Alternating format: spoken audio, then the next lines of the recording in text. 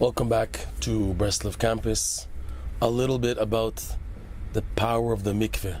You should know in Breslov circles and teachings that a man goes to the mikveh regularly is something very special. For most people it's very difficult because they don't have in their vicinity a mikveh or something. But a person should really daven to eventually come to this point where just like they put on tefillin in the morning every day and daven every morning, they reach a level where they go to the mikveh every day without fail. Obviously there's two exceptions, Yom Kippur where it's forbidden to bathe, and Tisha B'Av. But besides that, to have the merit of not missing a day of going to the mikveh.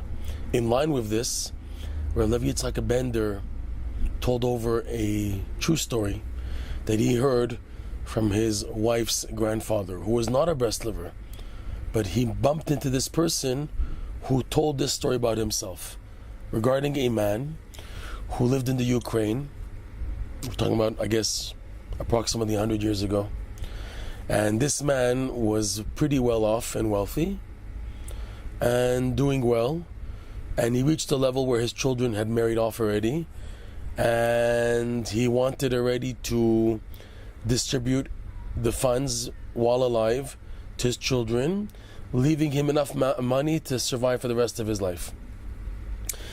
This man divided his estate, and after this, suddenly, he began to feel pain in his left leg, and the pain got worse and worse and worse, and he saw that he was developing what we call today gangrene on his left leg, and he didn't know what to do. He went to local Ukrainian doctors who said it looks very severe, but you should get a real professional opinion. And the best doctors at the time dealing with foot surgery, etc., and treating of legs at the time was in Vienna in Austria. So it required a lot of money for this trip, money that he didn't have readily. So he had no choice but to sell everything he left for himself to pay for this trip by train and staying over in Vienna in hotels to have the proper accommodations and to pay for the medical bills. So, and as every day was going on, the pain was getting worse and worse and worse, till literally when he reached Vienna and finally got to the doctor's office, the specialist that he was suggested, he was already limping. He couldn't even barely use his left leg. The doctor looked at his leg and he said, immediately, you have to cut off the leg. Immediately, you can't wait. And he was so hurt to hear this. The meeting, by the way, took place on a Shabbat morning. It was so urgent that he agreed to go to the doctor on Shabbat. Obviously, as a religious Jew, he arranged the payment or whatever beforehand. But the meeting, the only time the doctor had would be on a Shabbat morning. So the doctor told him we have to cut immediately. So what's immediately? Can it be till tomorrow? He said maximum by tomorrow, but that's it. So he was very broken. He left the doctor's office and walking broken, that he didn't expect this answer that they're going to cut off his leg. While feeling so bewildered and confused and mumbled, he was walking away from the doctor's office back to the Jewish district in Austria, in Vienna, and he passed by a mikveh, a men's mikveh, and he thought to himself, just like that, maybe I should go to the mikveh, let's see if maybe that can change something. He just thought about that. He wasn't the man who went regularly to the mikveh. So he decided to go to the mikveh. He went on Shabbos morning. After this early appointment, Shabbat morning, he went to the mikveh. And all of a sudden, he got out of the mikveh, he felt a sensation, strong sensation in his left leg. He was beginning to feel it. He felt a bit better in a sense. He said to himself, there's something here. He went to rest in his hotel room for the rest of the Shabbat. Sunday morning, he did not show up at the hospital with the meeting that the doctor made. Instead, he went to the mikveh again, Sunday morning, and he felt even better.